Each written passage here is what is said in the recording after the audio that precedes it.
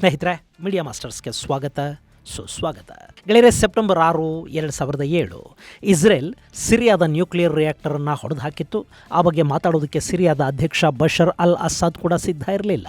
ಅವರೊಂಥರ ಚೇಳು ಕಡಿಸ್ಕೊಂಡು ಕಳ್ಳರ ಥರ ಆಗಿದ್ರು.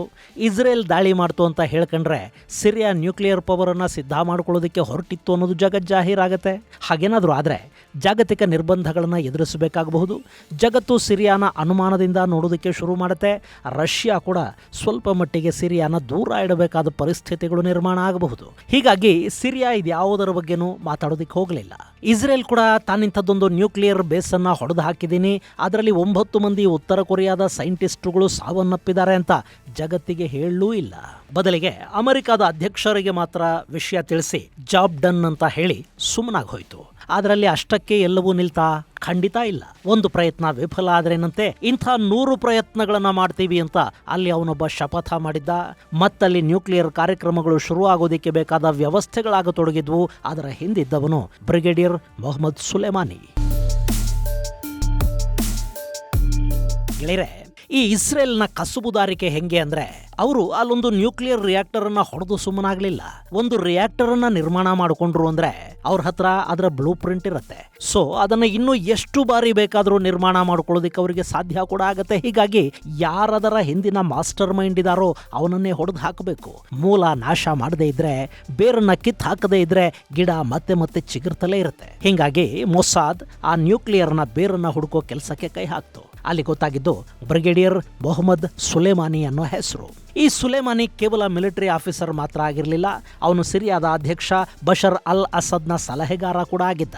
ಹಾಗೇನೆ ಅಧ್ಯಕ್ಷರ ರಕ್ಷಣೆಯ ಜವಾಬ್ದಾರಿಯನ್ನು ಕೂಡ ಇವನೇ ನೋಡ್ಕೋತಿದ್ದ. ಬಶರ್ಗೆ ಅತ್ಯಾಪ್ತ ಕೂಡ. ಸಿರಿಯಾ ಒಂದು ಅಣ್ವಸ್ತ್ರವನ್ನು ಮಾಡ್ಕೋಬೇಕು ಅನ್ನೋ ಐಡಿಯಾನು ಈ ಸುಲೇಮಾನಿಯದ್ದೇ. ಅದಕ್ಕಾಗಿ ಯಾರಿಗೂ ಅನುಮಾನ ಬಾರದ ಹಾಗೆ ಒಂದು ದೊಡ್ಡ ಶೆಡ್ ಅನ್ನು ಹಾಕಿ ಅದರೊಳಗೆ ನ್ಯೂಕ್ಲಿಯರ್ ಫೆಸಿಲಿಟಿಯನ್ನ ನಿರ್ಮಾಣ ಮಾಡ್ತಾ ಇದ್ದ. ಸ್ಯಾಟಲೈಟ್ ನ ಕಣ್ಣಿಗೆ ಅದ್ಯಾವುದೋ ಜಸ್ಟ್ ಒಂದು ಶೆಡ್ ಅನ್ನು ಹಾಗೆ ಕಾಣಬೇಕು, ಈ ಮೂಲಕ ಅಮೆರಿಕಾದ ಕಣ್ಣಿಗೆ ಮಣ್ಣೆರಚಬಹುದು ಅಂತ ಅವನು ಅಂದ್ಕೊಂಡ. ಉತ್ತರ ಕೊರಿಯಾ ಜೊತೆ ಡೀಲ್ ಮಾಡ್ಕೊಂಡ. ನ್ಯೂಕ್ಲಿಯರ್ ರಿಯಾಕ್ಟರ್ ಕೂಡ ರೆಡಿ ಆಗ್ತಾ ಇತ್ತು. ಅಷ್ಟರಲ್ಲಿ ಅದು ಇಸ್ರೇಲಿನ ಕಣ್ಣಿಗೆ ಬಿತ್ತು. ಅವರು ಸ್ವಲ್ಪನೂ ತಡ ಮಾಡದೆ ಅದನ್ನ ಹೊಡೆದು ಕೂಡ ಹಾಕಿದ್ರು. ಇದರಿಂದ ಸುಲೇಮಾನಿ ಸಾಕಷ್ಟು ಅಪ್ಸೆಟ್ ಆಗಿದ್ದ ನಿಜ. ಹಾಗಂತ ಅವನು ಪ್ರಯತ್ನವನ್ನ ಕೈ ಬಿಡಲಿಲ್ಲ. ಈ ಬಾರಿ ಅದಕ್ಕಿಂತಲೂ ಬಲಿಷ್ಠವಾದ ಇನ್ನೊಂದು ರಿಯಾಕ್ಟರ್ ಅನ್ನ ಸ್ಥಾಪನೆ ಮಾಡ್ತೀನಿ ಅಂತ ಸುಲೇಮಾನಿ ಹೊರಟ. ಈ ವಿಷಯ ಕೂಡ ಇಸ್ರೇಲಿಗೆ ಗೊತ್ತಾಯ್ತು. ಗೆಳೆಯರ, ಇಸ್ರೇಲ್ ಹೇಗೆ ಅಂದ್ರೆ, ಶತ್ರುಶೇಷ ಮುಗಿಯುವವರೆಗೆ ಅವರು ವಿಶ್ರಾಂತಿ ಪಡೆಯೋದಿಲ್ಲ. ಇಲ್ಲಿ ಕೂಡ ಹಾಗೆ ಆಯ್ತು. ಯಾವಾಗ ಸುಲೇಮಾನಿ ಇನ್ನೊಂದು ರಿಯಾಕ್ಟರ್ ಅನ್ನ ಸ್ಥಾಪನೆ ಮಾಡಿ ಮತ್ತೆ ಅಣ್ವಸ್ತ್ರದ ಪ್ರಯತ್ನಗಳನ್ನ ಮುಂದುವರಿಸ್ತಾ ಇದ್ದಾನೆ ಅನ್ನೋದು ಗೊತ್ತಾಯ್ತು, ಇಸ್ರೇಲ್ ಮತ್ತೆ ಕೆರಳಿತು. ಟಾರ್ಗೆಟ್ ಸುಲೇಮಾನಿ ಅನ್ನೋದು ಫಿಕ್ಸ್ ಕೂಡ ಆಯ್ತು. ಆದ್ರೆ ಅದು ಸುಲಭದ ಬೇಟೆ ಆಗಿರಲಿಲ್ಲ. ಇಸ್ರೇಲ್ ತನ್ನನ್ನ ಟಾರ್ಗೆಟ್ ಮಾಡುತ್ತೆ ಅನ್ನೋದು ಈ ಸುಲೇಮಾನಿಗೂ ಗೊತ್ತಿತ್ತು. ಹಿಂಗಾಗಿ ಸಿಕ್ಕಾಪಟ್ಟೆ ಭದ್ರತೆಯನ್ನು ಅವನು ಹೆಚ್ಚು ಮಾಡಿಕೊಂಡ. ಅವನ ಎಲ್ಲ ಚಲನವಲನಗಳು ಗೌಪ್ಯವಾಗಿ ಹೋದ್ವು. ಅವನ ಓಡಾಟದ ಬಗ್ಗೆ ಕೂಡ ಹೆಚ್ಚಿನ ಮಾಹಿತಿ ಸೇನಾಧಿಕಾರಿಗಳಿಗೂ ಸಿಗದ ಹಾಗಾಯ್ತು. ಎಲೆಕ್ಟ್ರಾನಿಕ್ ಡಿವೈಸ್ಗಳಿಂದ ಅವನು ದೂರ ಉಳಿದ. ತನ್ನ ಸುತ್ತ ಇರೋ ಸಿಬ್ಬಂದಿಯನ್ನು ಕೂಡ ಪದೇ ಪದೇ ಬದಲಿಸೋದಕ್ಕೆ ಶುರು ಮಾಡ್ದ. ಹೀಗಾಗಿ ಮೊಸಾದ್ಗೂ ಅವನನ್ನ ಟ್ರ್ಯಾಕ್ ಮಾಡೋದು ಕಷ್ಟ ಆಗ್ತಾ ಇತ್ತು. ಆದ್ರೂ ಮೊಸಾದ್ ಪಟ್ಟು ಬಿಡ್ಲಿಲ್ಲ, ಪ್ರಯತ್ನವನ್ನ ನಿಲ್ಲಿಸಲಿಲ್ಲ. ಅವನಿಗಾಗಿ ರೆಕ್ಕಿ ಮಾಡ್ತಲೇ ಇತ್ತು. ಹೀಗಿರುವಾಗಲೇ ಅವನು ಸಿರಿಯಾದ ಕರಾವಳಿ ನಗರ ಟಾರ್ಟಸ್ ಅಲ್ಲಿನ ಬೀಚ್ ಸೈಡ್ ಬಂಗ್ಲೆಗೆ ಬರ್ತಾನೆ. ಅಲ್ಲಿ ಅವನೊಂದಷ್ಟು ಕಾಲ ಕಳೀತಾನೆ ಅನ್ನೋದು ಗೊತ್ತಾಯ್ತು. ಅಷ್ಟೇ ಅಲ್ಲ, ಈ ಟಾರ್ಟಸ್ ಸಿಟಿ ಅನ್ನೋದು ಸಿರಿಯಾದ ಮಿಲಿಟರಿ ಕಂಟೋನ್ಮೆಂಟ್ ಪ್ರದೇಶ ಕೂಡ ಆಗಿತ್ತು. ಸಿರಿಯಾದ ನೌಕಾಪಡೆಯ ಬೇಸ್ ಕೂಡ ಅಲ್ಲೇ ಇತ್ತು. ಅಲ್ಲಿನ ಬೀಚುಗಳು ಯಾವಾಗಲೂ ಕಣ್ಗಾವಲಲ್ಲೇ ಇರ್ತಾ ಇದ್ವು. ಪ್ಯಾಟ್ರೋಲಿಂಗ್ ವೆಸಲ್ಗಳು ಮೆಡಿಟರೇನಿಯನ್ ನಲ್ಲಿ ಸುತ್ತಾಡ್ತಲೇ ಇರ್ತಾ ಇದ್ವು. ಸೊ ಅಲ್ಲಿ ಸೆಕ್ಯೂರಿಟಿ ಲ್ಯಾಬ್ಸ್ ಅನ್ನೋದು ಇರೋದಿಲ್ಲ. ಹೀಗಾಗಿ ಸುಲೇಮಾನಿ ಸ್ವಲ್ಪ ಹೆಚ್ಚು ಧೈರ್ಯವಾಗಿ, ಸ್ವಲ್ಪ ಬಿಂದಾಸ್ ಆಗಿ ಅಲ್ಲಿರಬಹುದು ಅಂತ ಅಂದ್ಕೊಂಡ. ಅಲ್ಲಿ ಸೇನೆಯ ಕಣ್ಗಾವಲಿರುತ್ತೆ. ಹೀಗಾಗಿ ತುಂಬಾ ಬಾಡಿಗಾರ್ಡ್ಗಳ ಅಗತ್ಯ ಕೂಡ ಅವನಿಗೆ ಕಾಣಲಿಲ್ಲ. ಸೊ 2 ಬಾಡಿಗಾರ್ಡ್ಗಳನ್ನ ಮಾತ್ರ ಜೊತೆಗಿಟ್ಕೊಂಡು ಟಾರ್ಟಸ್ನ ಬೀಚ್ ಸೈಡ್ ಬಂಗ್ಲೆಗೆ ಅವನು ಬರ್ತಾ ಇದ್ದ. ಇದೆಲ್ಲ ಮಾಹಿತಿ ಮೊಸಾದ್ಗೆ ಸಿಕ್ತು. ಹಾಗೆ ಸುಲೇಮಾನಿ ಎಷ್ಟು ದಿನ ಅಲ್ಲಿರ್ತಾನೆ, ಆ ಬಂಗ್ಲೆಯಲ್ಲಿ ಅವನ ಫೇವರೆಟ್ ಸ್ಪಾಟ್ ಯಾವುದು, ಅವನು ಬೀಚ್ ಕಡೆ ಮುಖ ಮಾಡಿ ಎಷ್ಟೊತ್ತು ನಿಲ್ತಾನೆ, ನಿಂತಲ್ಲಿ ಏನು ಮಾಡ್ತಾನೆ, ಇದೆಲ್ಲ ಮಾಹಿತಿಯನ್ನ ಮೊಸಾದ್ ಕಲೆಕ್ಟ್ ಮಾಡ್ತು. ಆ ಬಳಿಕ ಅಲ್ಲಿ ಸಿದ್ಧ ಆಗಿದ್ದು ಸುಲೇಮಾನ್ಗೆ ಟಿಕೆಟ್ ಕೊಡೋ ಆಪರೇಷನ್. ಗೆಳೆಯರೆ, ಅದು ಜುಲೈ 26 ಸಮಯ. ಟೆಲ್ ಅವೀವ್ನ ಮೊಸಾದ್ ಹೆಡ್ ಆಫೀಸ್ ಅಲ್ಲೊಂದು ಬ್ರೀಫಿಂಗ್ ನಡೀತು. ಅಲ್ಲಿ ಎಲ್ಲ ಫಿಕ್ಸ್ ಆಗಿತ್ತು. ಆದ್ರೆ ಸುಲೇಮಾನಿಯನ್ನ ಹೊಡೆಯೋದು ಯಾರು? ಅದಕ್ಕಾಗಿ ಮೊಸಾದ್ ಶೈಟೆಟ್ ಅಥವಾ ಫೊಟಾಲಿಯಾ 13ಗೆ ಸೇರಿದ ಕಮಾಂಡೋಗಳನ್ನ ಬಳಸ್ಕೊಳ್ಳೋದಕ್ಕೆ ನಿರ್ಧಾರ ಮಾಡಿತು. ಶೈಟೆಟ್ ಅನ್ನೋದು ಇಸ್ರೇಲ್ ನೇವಿಯ ಕಮಾಂಡೋ ಯೂನಿಟ್. ಅವರಿಗೆ ಸಮುದ್ರದ ಒಳಗೆ ಹೋಗಿ ಗುರಿಯನ್ನ ಹುಡುಕಿ ಅದನ್ನ ಹೊಡೆದು ಬರುವ ಅಭ್ಯಾಸ ಆಗಿರುತ್ತೆ. ಅದರಲ್ಲೂ ಈ ಬಾರಿ ಮೊಸಾದ್ ಚೂಸ್ ಮಾಡಿದ್ದು 2003ರಲ್ಲಿ ಬೈರೂತಲ್ಲಿ ನಡೆದ ಆಪರೇಷನ್ ಅನ್ನ ಯಶಸ್ವಿಯಾಗಿ ಮಾಡಿ ಮುಗಿಸಿದ್ದ ಟೀಮ್ ಅನ್ನ. ಅವ್ರ ಕೈಯಲ್ಲೇ ಈ ದಾಳಿ ಮಾಡಿಸಬೇಕು ಅನ್ನೋದು ಮೊಸಾದ್ಗೆ ಸ್ಪಷ್ಟ ಆಯಿತು. ಯಾಕೆಂದ್ರೆ ಸಿರಿಯಾದ ಬ್ರಿಗೇಡಿಯರ್ ಮೊಹಮ್ಮದ್ ಸುಲೇಮಾನಿ ಉಳ್ಕೊಳ್ಳೋ ಬಂಗ್ಲೆಗೂ ಬೀಚ್ಗೂ 180 ಮೀಟರ್ಗಳಷ್ಟು ದೂರ ಇತ್ತು. ಸೊ ಅಷ್ಟೊಂದು ದೂರದಿಂದ ಅಕ್ಯುರೇಟ್ ಆಗಿ ಶೂಟ್ ಮಾಡಬೇಕು ಅಂದ್ರೆ ಅದು ಸುಲಭದ ಮಾತಲ್ಲ. ಹೀಗಾಗಿನೇ ಕಮಾಂಡೋಗಳನ್ನ ಬಳಸ್ಕೊಳ್ಳೋದಕ್ಕೆ ಇಸ್ರೇಲ್ ನಿರ್ಧಾರ ಮಾಡ್ತು. ಎಲ್ಲವೂ ಫಿಕ್ಸ್ ಆಯಿತು. ಇಬ್ಬರು ಸ್ನೈಪರ್ಗಳು ಆ ಕೆಲಸಕ್ಕೆ ಆಯ್ಕೆ ಕೂಡ ಆದರೂ ಲಭ್ಯ ಇರೋ ಮಾಹಿತಿ ಪ್ರಕಾರ ಅವರಿಬ್ಬರ ಪೈಕಿ ಒಬ್ಬನ ಹೆಸರು ಐತಾನ್ ಆದ್ರೆ ಮತ್ತೊಬ್ಬ ಯುವಾನ್. ಆ ಇಬ್ಬರು ಕೂಡ ಜುಲೈ 27ನೇ ತಾರೀಕು ಸಿರಿಯಾದ ಟಾರ್ಟಸ್ ಕರಾವಳಿಗೆ ಬಂದರು. ಸಿರಿಯಾದ ಶಿಪ್ಪಿಂಗ್ ಬೋಟ್ಗಳನ್ನು ಬಳಸೋದ್ರ ಮೂಲಕ ಅವರನ್ನ ಅಲ್ಲಿ ನೀರಿಗಿಳಿಸಲಾಯಿತು ಅಂತ ಕೆಲ ಮೂಲಗಳು ಹೇಳಿದ್ರೆ, ಸಿರಿಯಾದ ಆಗರ್ಭ ಶ್ರೀಮಂತನೊಬ್ಬನಿಗೆ ಸೇರಿದ್ದ ಬೋಟ್ ಒಂದನ್ನ ಮೊಸಾದ್ ಹೈಜಾಕ್ ಮಾಡಿ ಅದರ ಮೂಲಕವೇ ಈ ಇಬ್ಬರನ್ನ ದಡಕ್ಕೆ ತಲುಪಿಸ್ತು ಅಂತ ಮತ್ತೊಂದು ವಾದ ಇದೆ. ಅಂತೂ ಇಂತೂ ಆ ಇಬ್ಬರೂ ಕೂಡ ಸಿರಿಯಾದ ಟಾರ್ಟಸ್ ನಗರದ ದಡ ತಲುಪಿದ್ರು. ಅವರ ಬಳಿ ಫೇಕ್ ಲೆಬನಾನ್ ಐಡಿ ಇತ್ತು. ಸಿರಿಯಾದ ಕರೆನ್ಸಿಯನ್ನ ಕೊಡಲಾಗಿತ್ತು. ಅವರು 3 ದಿನಗಳ ಕಾಲ ಅಲ್ಲುಳಿದು ಗುರಿಯನ್ನ ಸಾಧಿಸಬೇಕಿತ್ತು. ಆದರೆ ಅದು ಸುಲಭದ ಕೆಲಸ ಆಗಿರಲಿಲ್ಲ. ಅಲ್ಲಿನ ಬಿಗಿ ಭದ್ರತೆಯ ಕಣ್ಣು ತಪ್ಪಿಸೋದೇ ಒಂದು ದೊಡ್ಡ ಚಾಲೆಂಜ್ ಆಗಿತ್ತು. ಆಗಾಗ ಪೊಲೀಸರು ಬರ್ತಾ ಇದ್ರು, ಮಿಲಿಟರಿ ಇಂಟೆಲಿಜೆನ್ಸ್ನ ಅಧಿಕಾರಿಗಳು ಕೂಡ ಅಲ್ಲಿ ಓಡಾಡ್ತಾ ಇದ್ರು. ಅವರೆಲ್ಲರ ಕಣ್ ತಪ್ಪಿಸಿ ಇವರು ತಮ್ಮ ಹೈಡ್ಔಟ್ ಅನ್ನ ಮಾಡ್ಕೋಬೇಕಾಗಿತ್ತು ಮತ್ತು ಕೆಲಸವನ್ನ ಕಂಪ್ಲೀಟ್ ಮಾಡಬೇಕಿತ್ತು. ಅಲ್ಲಿ ಮೊಸಾದ್ ಪ್ಲಾನ್ ಮಾಡಿದ ಹಾಗೆ ಎಲ್ಲವೂ ನಡೀಲಿಲ್ಲ. ಜುಲೈ 27ನೇ ತಾರೀಕು ಮೊಹಮ್ಮದ್ ಸುಲೇಮಾನಿ ಟಾರ್ಟಸ್ಗೆ ಬರಬೇಕಿತ್ತು. ಅವನವತ್ತು ಬರಲಿಲ್ಲ. ಜುಲೈ 28ಕ್ಕೆ ಬರ್ತಾನ ಖಚಿತ ಆಗಿರಲಿಲ್ಲ. ಆದರೆ ಜುಲೈ 29ನೇ ತಾರೀಕು ಅವನು ಬಂದೇ ಬರ್ತಾನೆ ಅನ್ನೋದು ಕನ್ಫರ್ಮ್ ಆಗಿತ್ತು. ಹೀಗಾಗಿ ಕಮಾಂಡೋಗಳನ್ನು ಅಲ್ಲಿ ಅಲರ್ಟ್ ಮಾಡಿದ್ರು. ಇವರು ಅಂದುಕೊಂಡ ಹಾಗೆ ಜುಲೈ 29ನೇ ತಾರೀಕು ಅವನಲ್ಲಿಗೆ ಬಂದ. ಅವನ ಜೊತೆ ಕೇವಲ 2 ಬಾಡಿಗಾರ್ಡ್ಗಳು ಮಾತ್ರ ಇದ್ರು. ಆದ್ರೆ ಸಾಮಾನ್ಯವಾಗಿ ಅವನು ಮಾಡೋ ಹಾಗೆ ಅವತ್ತು ಸೀ ಫೇಸ್ಡ್ ಬಾಲ್ಕನಿಗೆ ಅವನು ಬರಲೇ ಇಲ್ಲ. ಈ ಏಜೆಂಟುಗಳು ಕಾದು ಕೂತು ಸುಸ್ತಾದ್ರು. ರಾತ್ರಿ ಪೂರಾ ಕಾದ್ರು. ಅವನ ಸುಳಿವಿಲ್ಲ. ಮರುದಿನ ಬೆಳಗ್ಗೆ ಕಮಾಂಡೋಗಳಿಗೆ ದೊಡ್ಡ ಆಘಾತ. ಅವರು ಕೂತಿದ್ದ ಸ್ಥಳದ ಸಮೀಪಕ್ಕೆ ಬೀಚ್ ಕ್ಲೀನಿಂಗ್ ಸಿಬ್ಬಂದಿ ಬಂದುಬಿಟ್ರು.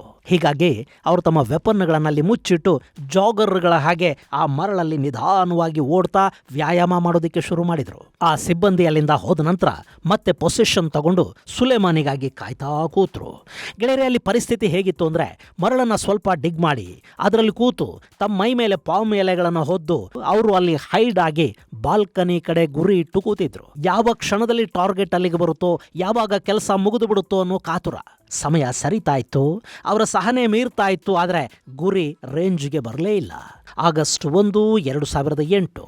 ಇನ್ನು ಎಷ್ಟು ಹೊತ್ತು ಕಾಯಬೇಕು ಗೊತ್ತಿರಲಿಲ್ಲ. ಆದರೆ ಸ್ನೈಪರ್ಗಳಿಗೆ ಕಾಯುವ ಸಹನೆ ತುಂಬಾ ಮುಖ್ಯ. ಅವರು ಗುರಿಗಾಗಿ ಕಾಯ್ತಾ ಇದ್ರು. ಆಗಲೇ ಅವರಲ್ಲಿಗೆ ಬಂದು 3 ದಿನಗಳು ಕಳೆದು ಹೋಗಿದ್ವು. ಅವತ್ತು ರಾತ್ರಿಯ ಒಳಗೆ ಕೆಲಸ ಆಗದೆ ಇದ್ರೆ ಆಪರೇಷನ್ ಅಬಾರ್ಟ್ ಆಗುತ್ತೆ. ಬಂದು ಕೆಲಸ ಮಾಡದೆ ಹೋದ್ರೆ ಮನಸ್ಸಿಗೆ ಸಮಾಧಾನ ಇರೋದಿಲ್ಲ. ಇವತ್ತಾದರೂ ಬೇಟೆ ಕೈಗೆ ಸಿಗಲಿ ಅಂತ ಅವರು ತಮ್ಮ ದೇವರನ್ನ ಬೇಡ್ತಾ ಇದ್ರು. ಸಮಯ 7:12 ಆಗಿತ್ತು. ಸುಲೇಮಾನಿಯ ಬಾಡಿಗಾರ್ಡ್ ಒಬ್ಬ ಬಾಲ್ಕನಿಯಲ್ಲಿ ಕಾಣಿಸ್ಕೊಂಡ. ಬೇಟೆ ಬರಬಹುದು ಅನ್ನೋ ಸಣ್ಣ ಆಸೆ ಅಲ್ಲಿ ಚಿಗುರೊಡಿತು. ಕಡೆಗೆ ಸಮಯ 8:10 ಆಗಿರಬೇಕು. ಬ್ರಿಗೇಡಿಯರ್ ಸುಲೇಮಾನಿ ವೈಟ್ ಶರ್ಟ್ ಹಾಗೂ ಬ್ಲ್ಯಾಕ್ ಪ್ಯಾಂಟ್ ಹಾಕೊಂಡು ಬಾಲ್ಕನಿಗೆ ಬಂದೇ ಬಿಟ್ಟ. ಬೀಚ್ಗೆ ಬೆನ್ನು ಹಾಕಿ ನಿಂತು ಸಿಗರೆಟ್ ಸೇತ್ತ ಮನೆಯ ಒಳಗಿದ್ದವರ ಜೊತೆ ಮಾತಾಡ್ತಾ ನಿಂತ. ಅಲ್ಲಿ ನಿಂತವನು ಸುಲೇಮಾನಿನೇನಾ? ಅವನಿಗೀಗ ಗುಂಡು ನುಗ್ಸಿದ್ರೆ ಅವನು ಸಾಯ್ತಾನ? ಬೆನ್ನಿಗೆ ನುಗ್ಗುವ ಗುಂಡು ಅವನನ್ನ ಬದುಕಿಸಿ ಬಿಟ್ರೆ? ಆದ್ರೂ ಬೆನ್ನಿಗೆ ಗುಂಡು ನುಗ್ಸೋದು ಎಷ್ಟು ಸರಿ? ನೋ, ಟಾರ್ಗೆಟ್ ಮಿಸ್ ಆಗಬಾರ್ದು. ಹಾಗೆ ಅವನು ಸುಲೇಮಾನಿ ಅಲ್ಲದೇ ಇದ್ರೂ ಸಮಸ್ಯೆ ಆಗತ್ತೆ. ಶೂಟರ್ಗಳಲ್ಲಿ ಕಾಯ್ತಲೇ ಕೂತ್ರು. ಸುಮಾರು 40 ನಿಮಿಷ ಅವನು ಅಲ್ಲೇ ನಿಂತಿದ್ದ. ಸಮಯ ರಾತ್ರಿ 8:42 ಆದರೂ ಕೂಡ ಮೊಹಮ್ಮದ್ ಸುಲೇಮಾನಿ ಬೀಚ್ ಕಡೆ ಮುಖ ಮಾಡಲೇ ಇಲ್ಲ. ಇನ್ನು 5 ನಿಮಿಷ ವೆಯ್ಟ್ ಮಾಡೋದು. ಅವನು ಬೀಚ್ ಕಡೆ ಮುಖ ಮಾಡಿದ್ರೂ ಸರಿ, ಮಾಡದೇ ಇದ್ರೂ ಸರಿ, ನಿಖರವಾಗಿ ಬೆನ್ನ ಕಡೆಯಿಂದಲೇ ಗುಂಡು ಹಾರಿಸಿಬಿಡೋಣ ಅಂತ ಅಲ್ಲಿ ಐತಾನ್ ಹೇಳಿದ್ನಂತೆ. ಆದರೆ ಯುವಾನ್ ನೋ ಅಂದುಬಿಟ್ಟ. ಗುಂಡು ಅವನ ಹಣೆಗೆ ನುಗ್ಗಬೇಕು ಅಥವಾ ಎದೆಗೆ ನುಗ್ಗಬೇಕು. ಬೆನ್ನಿಗೆ ನಾನು ಗುಂಡು ಹೊಡೆಯೋದಿಲ್ಲ ಅಂತ ಯುವಾನ್ ಹಠಕ್ಕೆ ಬಿದ್ದಂತೆ. ಸರಿ, ಏನು ಮಾಡೋದು? ಕಾಯ್ತಾ ಕೂತ್ರು. ಸಮಯ 8:52 ಆಯಿತು. ಮೊಹಮ್ಮದ್ ಸುಲೇಮಾನಿ ಒಂದು ಸರಿ ಬೀಚ್ ಕಡೆ ತಿರುಗಿದ್ನಂತೆ. ಅಷ್ಟೇ. ಹಾಗೆ ತಿರುಗಿದ ಮೇಲೆ ಬರೀ 22 ಸೆಕೆಂಡ್ ಅಷ್ಟೇ. UM.24 ಸ್ನೈಪರ್ ಗನ್ನಿಂದ ಐತಾನ್ ಹೊಡೆದ ಗುಂಡು ಮೊಹಮ್ಮದ್ ಸುಲೇಮಾನಿಯ ಎದೆಯ ಎಡಭಾಗಕ್ಕೆ ನುಗ್ಗದಂತೆ. ಅದು ಹೃದಯವನ್ನು ಛೇದಿಸಿ ಬಿಡ್ತು. ಆಮೇಲೆ ಕಮಾಂಡೋಗಳಲ್ಲಿ ಒಂದು ಕ್ಷಣ ಕೂಡ ನಿಲ್ಲಿಲ್ಲ. ಆಯುಧಗಳನ್ನಲ್ಲೇ ಬಿಟ್ರು. ಮೆಡಿಟರೇನಿಯನ್ನ ಒಳಕ್ಕೆ ಜಿಗಿದ್ರು. ಅವರು ತಮ್ಮ ರೆಸ್ಕ್ಯೂ ಬೋಟ್ನ ಕಡೆಗೆ ಈಜುತ್ತಾ ಇದ್ರೆ ಆತ ಮೊಹಮ್ಮದ್ನ ಬಂಗಲೆಯಲ್ಲಿ ಕಿರುಚಾಟ ಅರುಚಾಟಗಳು ಶುರುವಾಗಿದ್ವು. ಅಲ್ಲಿಂದ 20 ನಿಮಿಷದ ಒಳಗೆ ಇವರಿಬ್ಬರು ರೆಸ್ಕ್ಯೂ ಬೋಟ್ ಏರಿ ತಾವು ತಲುಪಬೇಕಾದ ಕಡೆಗೆ ಹೊರಟು ಬಿಟ್ರು. ರಾತ್ರಿ 10:47 ಸುಲೇಮಾನಿಯ ಸಾವಾಗಿದೆ ಅನ್ನೋದನ್ನ ಸಿರಿಯಾ ಕನ್ಫರ್ಮ್ ಮಾಡ್ತು. ಅವನ ಹತ್ಯೆಯಲ್ಲಿ 10 ಕಾರಣಗಳು ಕೇಳಿ ಬಂದವು. ಅದರಲ್ಲೂ ಸಿರಿಯಾದಲ್ಲಿನ ಅಧಿಕಾರದ ಕಿತ್ತಾಟದ ಕಾರಣದಿಂದ ಅಧ್ಯಕ್ಷ ಬಶರ್ ಅಲ್ ಅಸದ್ನ ಸಹೋದರ ಈ ಹತ್ಯೆಯನ್ನ ಮಾಡಿಸಿರಬಹುದು ಅನ್ನೋ ಥಿಯರಿಗಳು ಹುಟ್ಟುಕೊಂಡ್ವು. ಹೀಗಲ್ಲಿ ನಾನಾ ರೀತಿಯ ವರದಿಗಳು ಬರ್ತಾ ಇದ್ರೆ ಮೊಸಾದ್ ಮುಖ್ಯಸ್ಥನ ಮುಖದಲ್ಲಿ ಸಣ್ಣ ನಗು ತೇಲ್ತಾ ಇತ್ತು. ಅಲ್ಲಿಗೆ ಸಿರಿಯಾದಲ್ಲಿ ಏನಾದರೂ ಮಾಡಿ ನ್ಯೂಕ್ಲಿಯರ್ ವೆಪನ್ ಒಂದನ್ನ ಮಾಡಿಕೊಂಡು ಬಿಡಬೇಕು ಅಂತ ಹಠಕ್ಕೆ ಬಿದ್ದಿದ್ದ, ಅದರ ಎಲ್ಲ ರಹಸ್ಯಗಳನ್ನ ತನ್ನ ಬಳಿನೇ ಇಟ್ಕೊಂಡಿದ್ದ ಬ್ರಿಗೇಡಿಯರ್ ಮೊಹಮ್ಮದ್ ಸುಲೇಮಾನಿಯ ಅಂತ್ಯ ಆಗೋಯ್ತು. ತಾತ್ಕಾಲಿಕವಾಗಿ ಇಸ್ರೇಲ್ಗಿದ್ದ ಒಂದು ಭಯ ಕೂಡ ಮೆಡಿಟರೇನಿಯನ್ನಲ್ಲಿ ಕರಗಿ ಹೋಯ್ತು. ಇದು ಗೆಳೆಯರೆ, ಸಿರಿಯಾದ ಬ್ರಿಗೇಡಿಯರ್ನನ್ನ ಕೊಲ್ಲೋ ಮೂಲಕ ಅಣ್ವಸ್ತ್ರದ ಭಯವನ್ನ ಇಸ್ರೇಲ್ ನಿವಾರಿಸಿಕೊಂಡ ಬಗ್ಗೆ ಒಂದಷ್ಟು ಮಾಹಿತಿ. ಮುಂದಿನ ಸಂಚಿಕೆಯಲ್ಲಿ ಮತ್ತಷ್ಟು ವಿಶೇಷಗಳ ಜೊತೆ ಮತ್ತೆ ಭೇಟಿಯಾಗೋಣ. ಅಲ್ಲಿವರೆಗೆ ಜೈ ಹಿಂದ್, ಜೈ ಕರ್ನಾಟಕ.